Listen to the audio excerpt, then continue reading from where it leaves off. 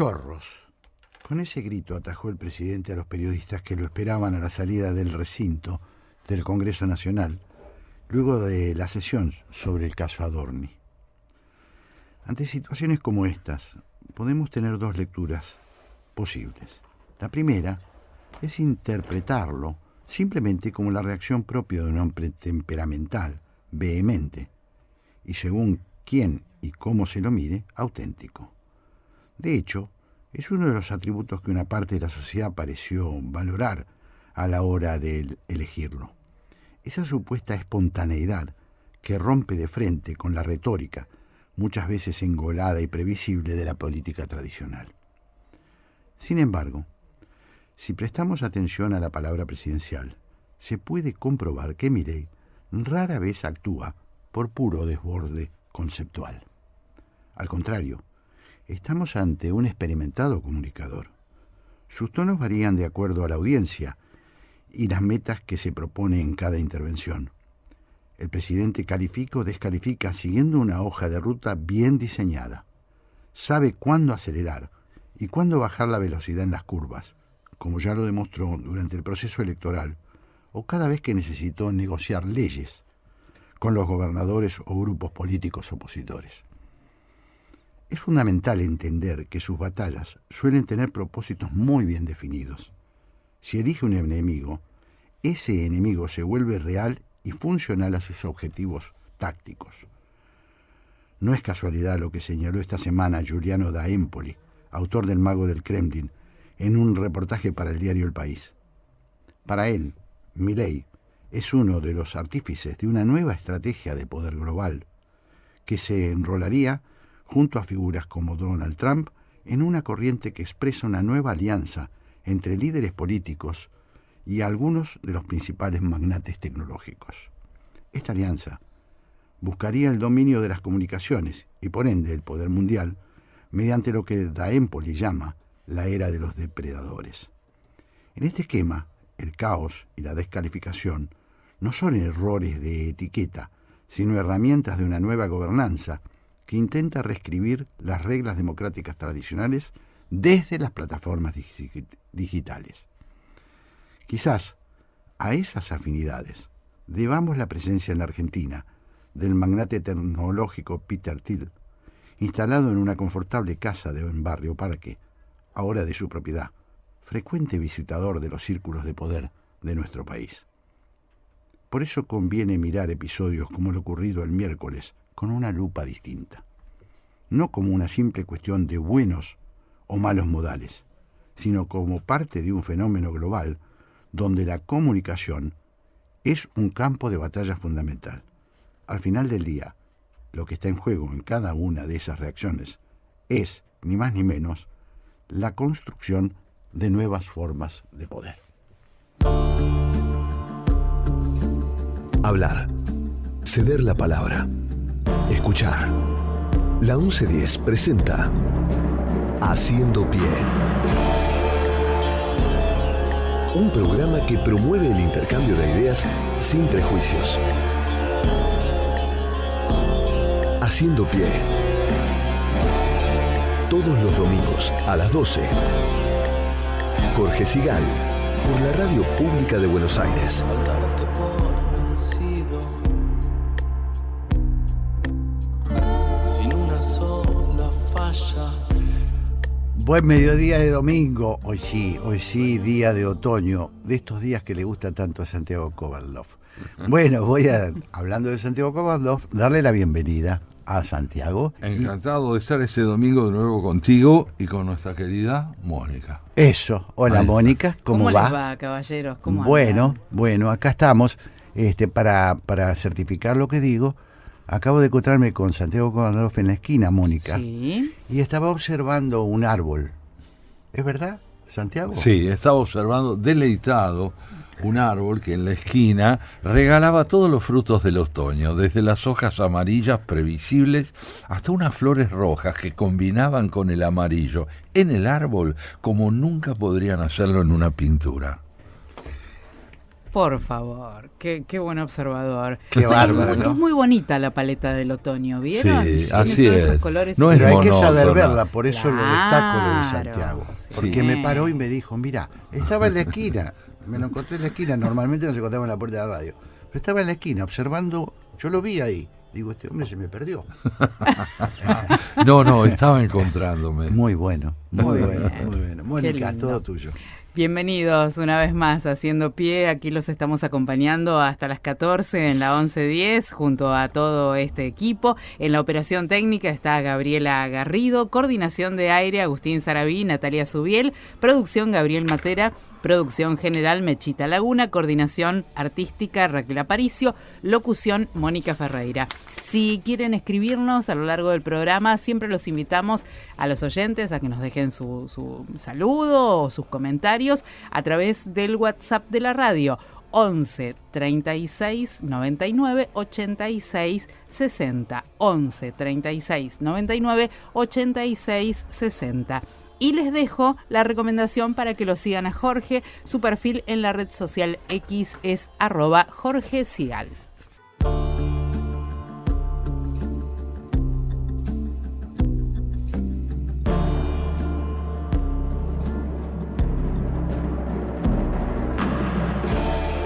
Es doctora en Ciencias Sociales por la Universidad Nacional de Quilmes y magíster en Sociología Económica. Investigadora del CONICET y autora de más de 50 artículos sobre la circulación y el intercambio discursivo en medios y redes sociales. Autora, entre otros, de los libros Nosotros contra ellos, en coautoría con Ernesto Calvo, y El poder de la agenda. En X, ella es @Nati Aruguete, y ya estamos efectivamente en contacto con Natalia Aruguete, a quien Santiago Kovadlov y yo le damos la bienvenida. Hola Natalia, buen día. Hola, ¿qué tal? Buenos días, gracias por el llamado. Al contrario. Bueno, estamos Santiago y conversando mucho a la previa de este programa, y es uno de los temas que nosotros venimos abordando, Natalia, te cuento, muy seguido en Haciendo Pie, que es el tema del lenguaje, pero sobre todo ahora del tema del lenguaje presidencial, del lenguaje que se ha impuesto como lenguaje de alguna manera del poder. Nos referimos a la naturalización de los insultos, nos referimos a la naturalización de cierto trato que hace unos poquitos años nos hubieran espantado, dichos por cualquier persona, y hoy son parte de nuestra rutina del poder. ¿Cómo lo ves vos o qué opiniones tenés al respecto? A ver, yo veo como dos movimientos en paralelo. Sí. Por un lado, hay una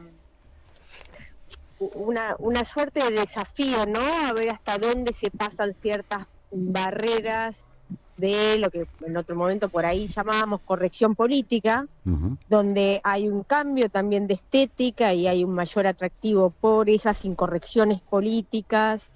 Pensemos también que gran parte de quienes han votado o apoyan este proyecto, y sobre todo esta figura, ¿no?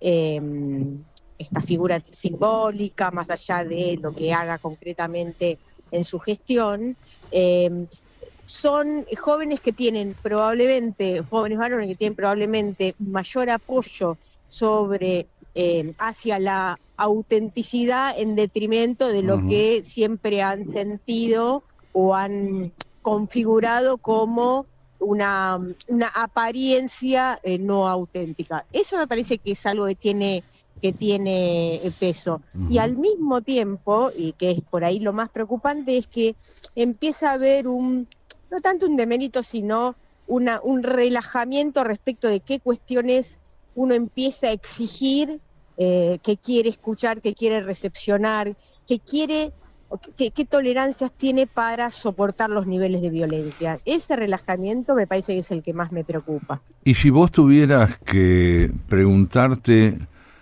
por la relación que hay entre ese relajamiento, como lo llamás, y la pérdida de fe en el sistema republicano hoy, ¿qué dirías? ¿Se trata de un vínculo directo?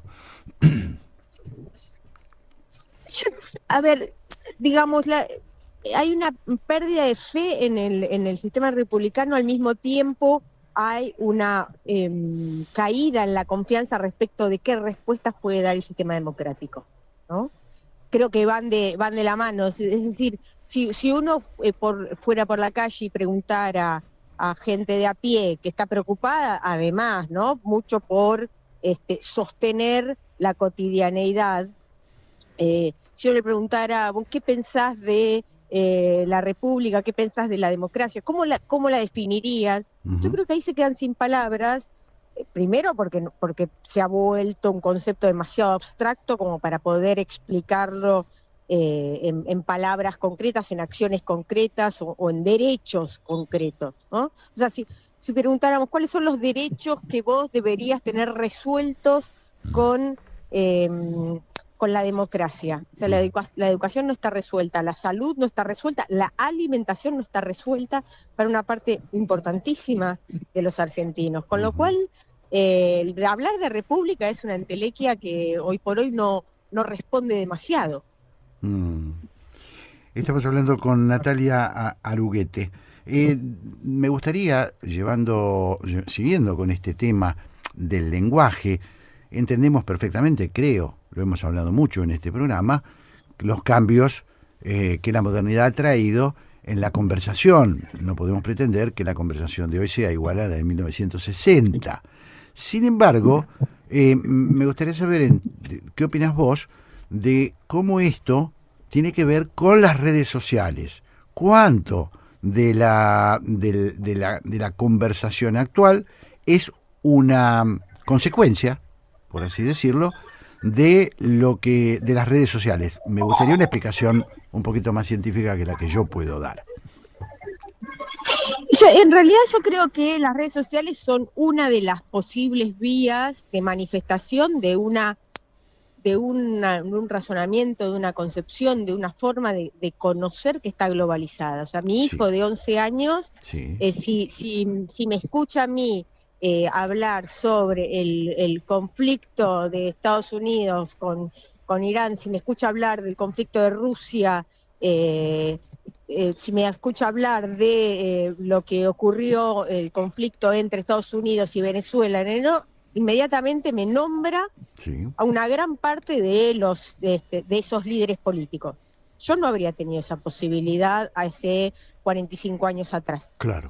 Entonces, lo que digo es, me parece que esa pregunta, por ahí, perdón si soy un poquito desafiante, pero esa pregunta, en general, ¿no? Como muchas veces la hacemos con cierta nostalgia, y entonces hacemos una pregunta que yo a veces la presiento como un poco peyorativa hacia hoy. Los jóvenes, los chicos, los estudiantes no saben nada, y entonces las redes sociales les deforman la cabeza. Yo creo que tienen un conocimiento bastante más, tal vez más volátil o dinámico. Es muy, muy dinámico hoy el ritmo y el estilo de incorporación de conocimientos. Nosotros antes teníamos menos conocimientos que incorporábamos, por ahí eran más estables. Hoy el estímulo, no solamente del nivel informacional, sino de las acciones que pasan a diario en el mundo, también nos obligan a ser muy dinámicos en la incorporación de conocimientos. A veces los más grandes vamos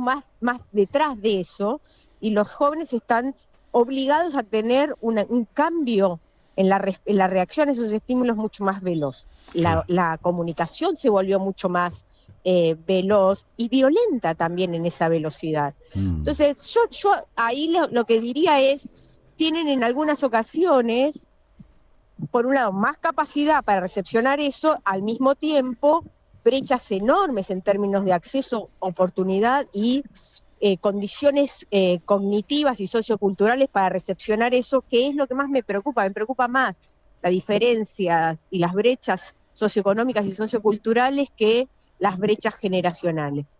Claro, estás planteando, Natalia, algo muy interesante, y es que más allá de las diferencias generacionales que suelen tener como una de sus consecuencias la idea de que los jóvenes están, digamos, más adelantados que nosotros en la percepción de la realidad social, política y tecnológica, está planteando una brecha que en el fondo es de tipo social, y tiene que ver con que estamos ante un drama de fragmentación social muy profundo, no solo generacional, ¿no es cierto? Que tiene que ver con una pregunta para mí, y es si la política hoy está respondiendo a aquello que el planteo republicano no responde ya. Si ha perdido la democracia republicana transparencia en términos conceptuales, la política actual la tiene. Lo que está ocurriendo y vemos, ¿refleja una alternativa?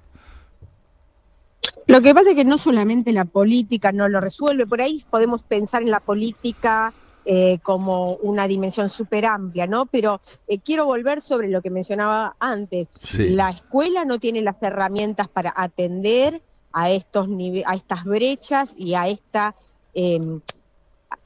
cuestión absolutamente inconcebible de que la gente no tenga herramientas para resolver su cotidianeidad y entonces poder dedicar a la escuela, o sea, a sus años de aprendizaje cuando está en edad escolar, que no tenga resuelto medicaciones mínimas, que producto de eso volvamos a tener enfermedades que estaban absolutamente erradicadas. Hay cuestiones tan basales que no estamos teniendo resueltas los argentinos, que decir la política, tenemos que por ahí definir qué es la política para esto, ¿no? Para esto, y después pensamos en cuestiones más superestructurales. Pero si no tenemos esto resuelto, entonces somos una élite muy pequeña la que tenemos la oportunidad de reflexionar sobre esto. El resto queda fuera. Totalmente. Estamos hablando con Natalia Aruguete, doctora en Ciencias Sociales por la Universidad Nacional de Quilmes. Y me gustaría preguntarte, porque es un tema de candente actualidad, ¿qué opinás del choque entre el presidente de la República, particularmente del gobierno, pero sobre todo el presidente de la República, con los medios tradicionales? ¿Qué se está jugando en esa batalla retórica entre periodistas, la descalificación de los periodistas que ha tomado indudablemente el presidente como bandera? Ninguna locución, ningún discurso de este tipo tiene efectos en un vacío social, discursivo, político, comunicacional. ¿Qué quiero decir con esto? Precisamente lo charlaba ayer con un grupo de estudiantes en una clase que estábamos dando, sí. Y lo que me surgía a reflexionar al respecto es, si nosotros tomamos como contexto los crecientes niveles de desconfianza que hay hacia lo que tiene para contar la prensa más convencional, ¿no? Sí. Si nosotros observamos los altos niveles de hostilidad que el ciudadano común tiene hacia lo que la prensa le puede contar, entonces va de suyo que ahí estamos teniendo un escenario muy potable como para que este tipo de discursos no solamente interpelen, sino que además tengan un efecto de recordación muy importante, porque son conceptos, son términos muy directos, muy comprensibles, muy viscerables y entonces muy resonantes y memorables. Claro. Es poco probable que nosotros no empecemos a incorporar o sarcásticamente o para referirnos a determinadas otras cuestiones la idea de periodistas ensobrados, ¿no? Sí, sí. Entonces eso yo creo que dialoga, a la sociedad le resulta resonante, a algunos les repele, ¿no? Sí. Les genera disonancia porque es realmente algo violento, y en otros es algo que les resuena como algo plausible de ser explicado en esos términos. Ahora, si esto es así, digamos, visto desde el punto de vista del grado ya no de percepción social, sino de coherencia lógica entre lo que podría ser la comunicación de información, ¿a dónde va a buscar verosimilitud la opinión pública, más allá del lenguaje que sospecha de la prensa? ¿Dónde estaría hoy la fuente de información veraz? Eso es una pregunta muy interesante para para tratar de pensar el escenario infocomunicacional hoy, que se ha complejizado de una manera que todavía nos tiene pensando, ¿no? Sí. Entonces yo diría en ese punto, por un lado, la demanda de contenidos, y cuando digo contenidos excedo levemente la mera información noticiosa. Ujú. La demanda de contenidos está muy fragmentada, está profundamente segmentada y por ende la oferta intenta ser una oferta muy fuertemente personalizada, entre otras cosas porque los medios tienen dificultades enormes para mantener o para sostener sus situaciones, sus crisis financieras y económicas. Ujú. Dicho esto, hay un sometimiento de esa prensa a que los criterios de noticiabilidad tienen que estar en pos de sostener esa demanda y de hacer caso a esa demanda, con lo cual los criterios de noticiabilidad ya han perdido los criterios más deontológicos de la relevancia, de la importancia, de la novedad. O sea, ahí se están jugando cosas que están modificándose muy fuertemente. Al mismo tiempo, Sí. junto con esto, nosotros lo pensamos en términos de confianza. Yo creo que la idea de confianza no alcanza hoy porque es un concepto muy generalizador, pero lo que está viendo cada vez más fuertemente es un acercamiento y una interacción con información que se arma comunitariamente. Y ahí sí hay lazos de confianza, pero la confianza entendida en otros términos, ¿no? Yo creo, le confío y le creo más al influencer con el que yo me siento más cercana y me identifico por otros motivos que al gran diario argentino. Claro. Ahora, Natalia, estábamos hoy recordando que las redes sociales, entre otras cosas, no son inocuas en cuanto a intereses que responden. La presencia de Peter Thiel en la Argentina, por ejemplo, demuestra de que juegan fuerte. Es decir, no estamos hablando de algo, porque un poco te lo voy a resumir así. Parece que la prensa ha quedado vieja, es un método viejo, la prensa tradicional, frente a algo que irrumpe, que es la espontaneidad. Es la gente, me informo por lo que yo digo, con lo que dice la gente como vos lo dijiste, la gente en la que yo confío. Pero ¿qué intereses hay detrás también de ese conglomerado de redes sociales, de ese conglomerado multimillonario de redes sociales? A ver, yo podría decir, intereses en realidad hay en todos, claro. Las fuentes generadoras de algún tipo de contenido. Claro. Ya lo sabían los medios tradicionales, por ahí los podíamos identificar más fácilmente. Sí. Es más difícil identificarlos en el caso de las redes sociales. Yo lo que diría es, la forma de monetizar, que esto sí es un interés común en todos, porque es un interés común, claramente, la forma de monetizar las redes sociales, lo voy a decir de una forma muy simplificada, ¿no? Por supuesto, pero es la de lograr que esos usuarios permanezcan dentro de la plataforma, porque claramente esa es la forma de poder confirmar y asegurarse a los anunciantes. Claro. Y esa forma de permanencia tiene premios y castigos. Tiene premios y castigos para el usuario de a pie, tiene premios y castigos para los usuarios influencers, tiene premios y castigos para los actores mediáticos, para los actores políticos, etcétera. Con lo cual ahí sí hay una cuestión de mucha personalización en la oferta de esos contenidos que está manejada algorítmicamente. Y hay ciertas, a mí la palabra manipulación me resulta un poco áspera, porque si no queda como que el usuario del otro lado es un pasivo Claro. meramente reactivo, y también es un buscador de resquicios para generar contraagendas o propuestas alternativas, contenidos alternativos. Pero, sin embargo, sí hay bastante poder de ver qué tipo de contenidos se ofrecen y cuáles se ocultan, y esos son formas de conducir y orientar los contenidos que van produciendo. Y, por supuesto, esto también tiene como falta de contrapeso capacidades cognitivas y socioculturales muy disminuidas, producto de las brechas de las que hablábamos al principio, ¿no? Entendido. El Brexit ha sido una buena muestra de lo que estás diciendo, ¿verdad? Claro. Sí, pero el Brexit, yo creo que, o sea, el Brexit, lo que fue también la campaña en Colombia Sí. por el no a la paz, etcétera, también uno no puede pensarlo solamente como una manipulación o una intromisión en supuesto. datos Claro. privados, cuando uno hay plafones, Para que ¿no? eso suceda. Sociales, Claro, hay para que eso convenios, suceda. digamos, tácitos. Claro, Tal claro. cual, tal cual.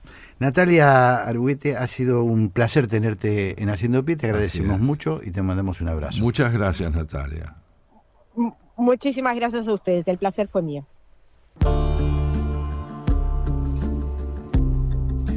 Es escritor, investigador y profesor universitario, licenciado en Sistemas en la Universidad CAES, realizó estudios de posgrado en el Instituto de Tecnología de Massachusetts. Escribió, entre otros, los libros Borges, profesor, Literatos y excéntricos y Memorias de Leonor Acevedo de Borges.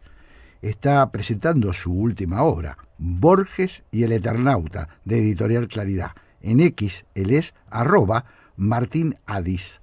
Y ya lo tenemos en línea a Martín Adis. Hola Martín, Santiago y Jorge te saludan. ¿Qué tal, Martín? ¿Qué tal? ¿Cómo están? Muy Bueno, bien, muy buenos. gracias por atendernos. Muy interesados Por favor, en gracias por escucharte llamar. y decirle a nuestros oyentes que entonces acaba de salir Borges y el Eternauta, la última obra de Martín Adis, y me parece interesante, Martín, que empecemos por meditar esta conjunción, la I que une a Borges con el Eternauta. ¿Por qué no le contás a los oyentes qué resultó para vos de interés? ¿Quién es el Eternauta como para que lo vincules a Borges? Primero, es una novela gráfica. Se lo ve como, digamos, un cómic, se lo ve como una historia de aventuras. En realidad es una novela gráfica de un altísimo nivel literario. Siempre se lo vio como una aventura y nada más, que lo es. Pero hay que redefinir a Oesterheld también para eso, que se lo vio como un guionista de historietas, y lo que yo descubrí es que era un gran erudito. Era un hombre que sabía muchísimo de historia, muchísima filosofía, y sobre todo estaba empapado en la filosofía y el pensamiento griego, y la literatura griega. Con lo cual descubrí que el Eternauta está completamente inspirado en la Odisea, y también tiene varias escenas tomadas de tragedias de Sófocles y de Esquilo. Qué notable. O sea que Cosa- el mundo cosa que- griego... Sí. Sí, no, digo, o sea, desde que fue publicado hace casi 70 años, Sí. fue publicado en 1957, quedó como la aventura que es, pero nadie se puso a hacer hasta ahora un análisis literario del Eternauta para ver qué había detrás. Claro. Y ese es el principal hallazgo. O sea, El estamos primero, ante no un el principal. clásico. Sí, literalmente, ¿no? Sí, Literalmente. sí, exactamente. Exactamente. Y claro, esto empieza a iluminar un poco la relación posible entre Oesterheld y Borges, porque evidentemente el Claro. mundo griego en Borges tiene una presencia enorme también, ¿no? Sí, pero va mucho más allá de eso, ¿no? Esto ya es muy fuerte en sí, pero va más allá de eso. A ver. Primero que leyendo entrevistas, yo entrevisté a allegados de él, a familiares de él, sobrinos de él, y etcétera. Y después hay un montón de entrevistas a la mujer de él, a Elsa, que ya falleció, Ajá, sí. lamentablemente. Y yo lo que hice es mirarme absolutamente todo lo que había. En YouTube hay horas y horas de entrevistas con ella, y después leí todo lo que había de entrevistas con ella. De ahí me di cuenta que era un erudito, un helenista autodidacta, digamos, ¿no? Que incluso llegó a aprender griego clásico, porque hay No me citas ahí en el... Sí, porque él tiene el lamento de uno de los extraterrestres, los manos, que Sí. dicen mimnio, acella y oyo Sí. cuando se mueren. Y ese yo lo sacó de las tragedias de Sófocles. Ajá. Es una lamentación típica de Sófocles. Y en una traducción no lo tenés escrito así, se traduce Claro. como ay. Claro. Yo. Así que evidentemente leía griego clásico. No sé hasta qué punto lo manejaba, pero que leía griego clásico de Oesterheld es así. Por otro lado, él era la primera fuente, como digo, es la literatura griega para el Eternauta. La segunda es Borges. Es un texto profundamente borgiano. Sí. abunda en las cosas que le gustan a Borges, líneas temporales que se bifurcan, paradojas, Sí. Dilución del límite entre la realidad y la ficción, etcétera, etcétera, etcétera. Y además directamente tiene episodios que están obviamente inspirados en cuentos y poemas de Borges. Claro. En un momento ellos se preguntan, digamos, hay varias, en el Eternauta hay varias líneas extraterrestres. Están primero los cascarudos, que son como unos bichos Sí. que matan a gente. Después están los hombres robots, después están los manos, Sí. y sobre los manos están los sellos. Hay toda una jerarquía. Claro. Y en un momento ellos se preguntan, bueno, detrás de los sellos no habrá otros sellos, como haciendo una ¿cómo se dice? Una generalización infinita. Sí. Y eso es muy borgiano, y de hecho hace acordar el poema, a ese famoso poema Ajedrez, que dice: Dios mueve al jugador y la pieza. Claro. Que Dios, detrás de Dios, la trama empieza, de polvo y tiempo y sueño agonía. Viendo esas regresiones infinitas, pero está lleno, está lleno. Hay un episodio de unas llamas ilusorias que los extraterrestres mandan contra los humanos en Plaza Italia, y esa escena está claramente inspirada en las ruinas circulares. Ahora, Martín, discúlpame que te interrumpa, estamos hablando con Martín Adis. Adelante. Pero además vos en el libro revelás algo que era desconocido, que es que Westergel conoció a Borges. Se conocieron, se conocieron. se hicieron amigos. Esto Trabajaron es una novedad de tu libro. Bueno, por lo menos para mí. Sí. Hay unas cuantas novedades. Sí. Qué sé yo. También está el hecho de que Borges fue guionista de historietas, ¿no? Después eso sí del que es una 45. Sí. Y quizá esa es una de las razones por las que él no habló de la amistad con Oesterheld, porque Oesterheld sabría, sin duda, porque trabajaba en la editorial Columba, que Borges también estaba haciendo guiones para Columba, en la época en que quedó sin trabajo durante el gobierno peronista, ¿no? En la década del 45 al 55. Es curioso Así también que, esto que decís, porque... Sí, eso lo decía, te escucho. lo decía por esto, Martín. Evidentemente Borges nunca tuvo, por lo menos públicamente, nunca dio a conocer una opinión muy favorable a la novela. Siempre trató de caracterizarla como un género que demandaba la presencia de demasiada gente. Pero en Husserl él reconoce a un novelista. Sí, lo que pasa es que, bueno, es una novela, si se quiere, la historieta obliga a evitar los ripios, o sea, los rasgos de la novela que a él le molestaban, al ser una novela gráfica y no una novela en prosa, obliga, y mismo la acción y la serialización del cómic que se imprimía, que se publicaba semana a semana, impiden. Es muy interesante tu reflexión, como siempre, obviamente, una reflexión de... Sí, agudísima. Porque claro, es una novela que no tiene lo que a Borges le molestaba de las novelas. No se puede dar el lujo en un cómic de tener personajes como Dostoyevsky. No puede tener 800 personajes. Claro. No puede. Obligó a la concisión, que es lo que a Borges le gustaba. O sea, tiene pocos protagonistas el Eternauta. La acción no da respiro. No hay ripios, no hay cosas. Es una gran aventura. Y además también está muy inspirado en Robinson Crusoe.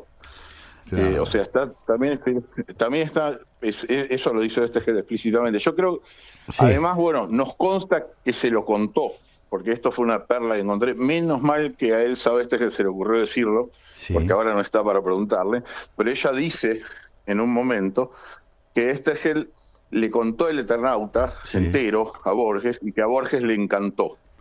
Nos consta, porque acá viene la otra parte. No solo el Eternauta está lleno de elementos borgianos y de una fuerte influencia borgiana, y que por todo lo que te digo, además constituye alta literatura, no es solo un cómic, es literatura en serio el Eternauta. Claro. Sino que después me hice la pregunta, o sea, sabiendo todo esto del Eternauta, y sabiendo que se conocieron, y sabiendo que se lo contó a Borges, dije, esto es una osadía. Dije, ¿y si hay influencia del Eternauta en cuentos de Borges? Si a Borges le gustó tanto, pero tanto, y la hay.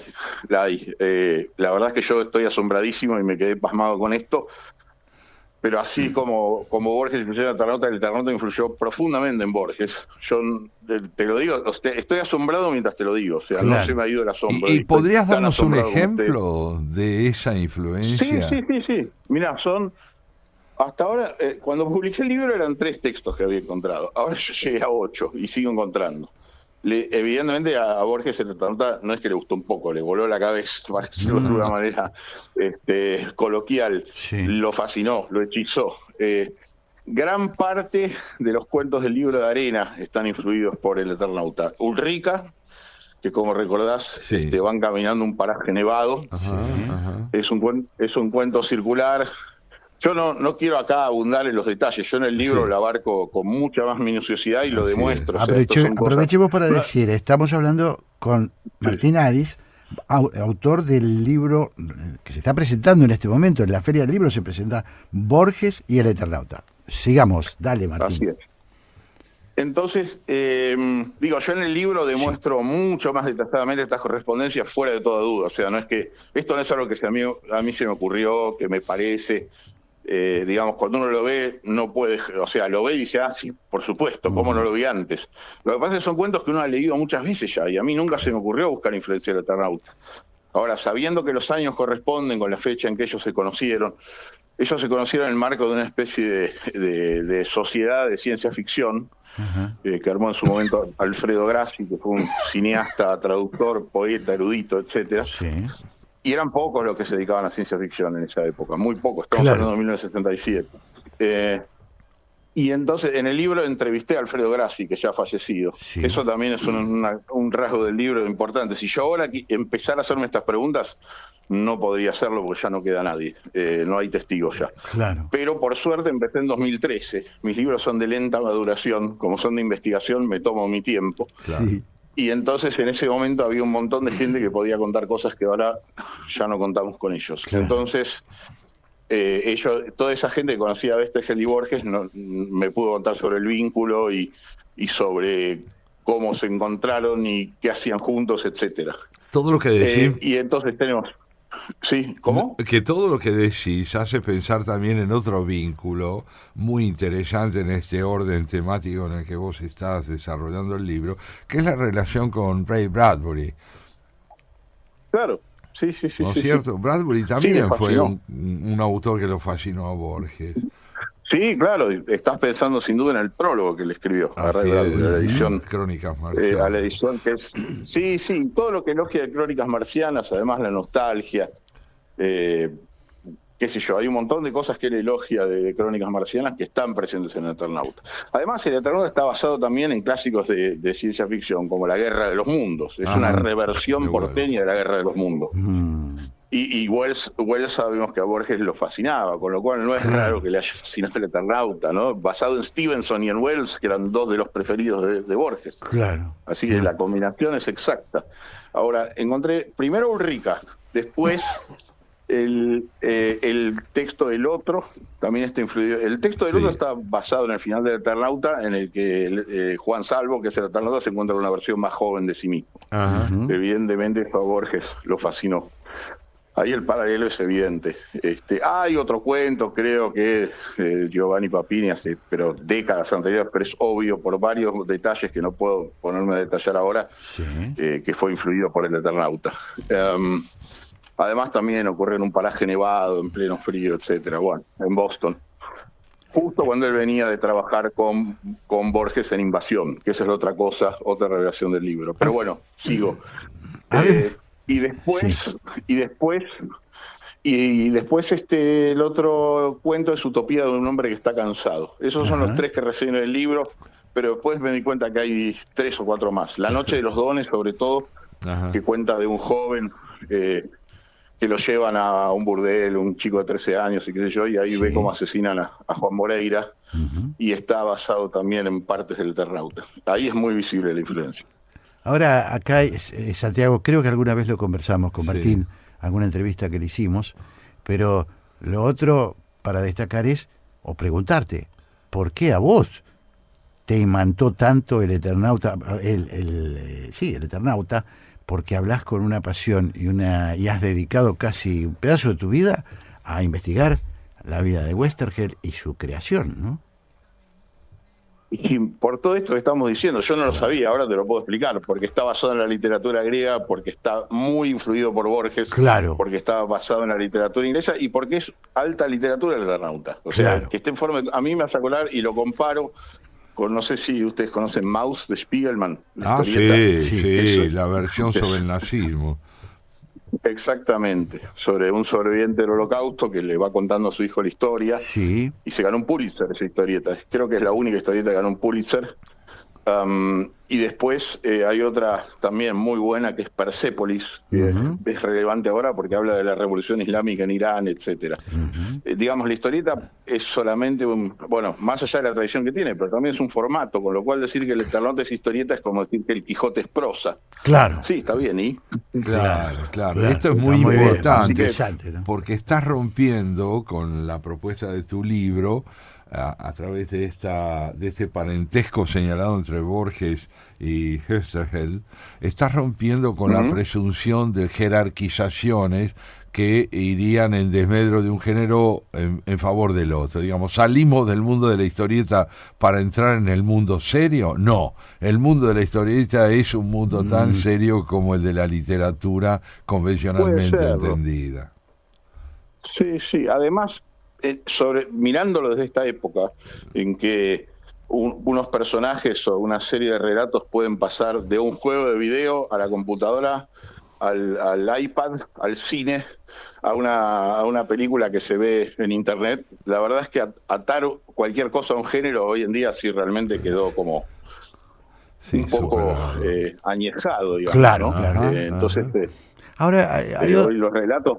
Sí. Sí, te escucho. No, hay otra pregunta que me viene, que es, Oesterheld quedó trucada su vida en una tragedia familiar, no solamente la desaparición de él. Él termina, pero yo no quise enfatizar esa parte. No. Primero porque ya hay un libro excelente de Beltrami y Nicolini, Sí. Que se llama Los Oestes, que investiga precisamente. Creo que lo hemos esa hablado, parte política de él. Martín, creo que lo hemos hablado. Sin embargo, lo que te quería preguntar es, ¿cuánto de eso, cuánto de esa tragedia y de esa represión y de esa prohibición del Eternauta durante los años de la dictadura influyó en el retardo de que se conociera esta obra del Eternauta, que hoy, bueno, hoy se ha hecho popular, incluso se ha hecho serie, por lo tanto es más popular todavía? Mira, yo no sé si lo prohibieron durante los años de la dictadura, pero bueno, da igual, a él lo desaparecieron y lo mataron. Claro. Y él se metió en montonero los últimos 2 años, pero lo que pasa es que esa es la última etapa de su vida y también hay una serie de factores personales que exceden lo político que lo llevan a esa decisión. Él ya estaba muy desencantado con un montón de cosas de la Argentina, su vida también estaba, qué sé yo, tenía una crisis de pareja, en fin, no quiero entrar porque sería entrar en cosas personales que no me interesa, pero digo, hay toda una serie de factores que exceden lo político ahí, sin desmerecerlo, pero él siempre fue un hombre. Y esta es la transición que hay que explicar. Él fue siempre un socialdemócrata. Él era afín a Alfredo Palacios, a Alicia Moro de Justo, y lo fue durante gran parte de su vida. Claro, ¿no? El relato lo montonerizó, ¿no? Lo hizo montonero, el relato. No sé, qué sé yo, por ahí esa faceta, yo lo que diría es que esa faceta de él opacó no opacó, hizo que todo el resto no se viera. Claro, la verdad es que él fue un socialdemócrata toda la vida. A eso iba la pregunta, ¿no? Sí, es más, esto va contra la ortodoxia, pero era totalmente antiperonista. Lo fue durante gran parte de su vida, era muy, muy antiperonista. Este es él, como mucha de la izquierda socialista, ¿no? Esa idea, después de que la izquierda se acerca a Perón, es posterior, ustedes lo saben mejor que yo. Sí. Entonces, él tenía convicciones socialistas, pero la europea, digamos, no tenía ninguna militancia. Cuando él escribió el Eternauta no tenía absolutamente ninguna militancia, y no la tuvo durante la mayor parte de su vida. Con lo cual, yendo un poco de nuevo a la concepción que Borges tiene de Hüsterheld, vos decís en tu libro que en su ensayo, el primer Wells, Borges le confiere a los relatos de ese escritor la condición de clásicos. ¿Hizo lo mismo con su amigo, el autor del Eternauta? ¿Lo llegó explícitamente a considerar un clásico? No sabemos nada. Lo único que te puedo mostrar es que hay 8 textos de Borges basados en el Eternauta. Las conclusiones las tenemos que sacar de ahí. Es mucho. Yo no sé qué otro autor contemporáneo ni vio y lo influye así. Claro. Entonces, ahí, ¿qué pensaban? Borges nunca mantuvo un silencio absoluto, Y yo por ahí también pienso que va más allá de esa hipótesis de que es porque que supieron, ¿no?, que las historias... Yo creo que le dio cierto temor conocer a alguien tan afín y tan parecido a él. Lo mismo pasó con Tolkien. Lo mismo pasó con Tolkien. Yo creo que hubo ahí un tema del doble que realmente le causó cierto sobrecogimiento, una sensación de que había algo de siniestro, todo eso, porque con Tolkien pasa igual. Y eso va a ser tema de un próximo libro. Él lo leyó a Tolkien, le fascinó Tolkien. Yo encontré a la gente que le leyó El Señor de los Anillos a él y me fue diciendo lo que Borges decía a medida que se lo leían en voz alta. Sí. Y Borges estaba hechizado por El Señor de los Anillos y nunca dijo nada. ¿Por qué? Porque Tolkien era también un gran erudito, un hombre que trataba temas míticos muy caros a Borges. Y yo creo que la gente que fueron, yo creo, los dos que más se le parecieron, Tolkien y Oesterheld, las dos personas que se cruzó más similares a él, no quiso ni mencionarlas. Dándole realidad, Martín, a esas palabras de Borges tan reveladoras, ¿no? Cuando dice que finalmente todos somos el mismo hombre, ¿no? Y resulta que hay dos hombres que son él. Sí, y que se espantó, digamos. Claro. No sé, algo le produjo, porque claro, ese silencio absoluto de los dos, que son los dos más parecidos y que además nos consta que le fascinaron, que lo hechizaron, a Oesterheld por la influencia en textos directamente, claro, y a Tolkien por la investigación que hice, ni palabra. Llama mucho la atención. Ni palabra. Martín, tenemos que dar por terminada esta hermosa conversación contigo, agradeciéndote muchísimo que nos hayas atendido. Estamos hablando con Martín Adís Borges y El Eternauta, que se presentó ya, tengo entendido, en la Feria del Libro, ¿verdad? En la Biblioteca Nacional y después hubo varias conferencias en la Feria del Libro. Y agradecerte este trabajo que has llevado a cabo. Bueno, gracias, Santiago. Como siempre, un placer hablar con ustedes. Santiago, con mucha admiración y bueno, con mucho afecto y agradecimiento. Gracias por llamar. Chao, Martín. Un abrazo grande. Nos hablamos. Chao. Haciendo Pie, un programa periodístico que no se queda en la superficie.